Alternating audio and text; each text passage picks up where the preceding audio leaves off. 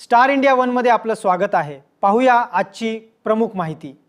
श्रीरामपुरात एलसीबीची धडक कारवाई, जुगार अड्डे आणि अवैध दारूवर छापे, लाखांचा मुद्देमाल जप्त।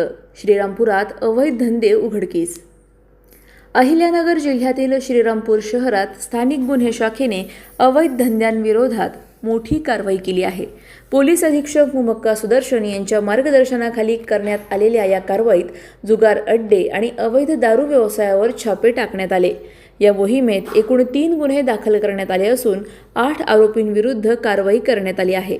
तसेच रोख रक्कम, मोबाईल, जुगार साहित्य, वाहने आणि देशी विदेशी दारूसह तब्बल 13,97,835 रुपये किमतीचा मुद्देमाल जप्त करण्यात आला आहे।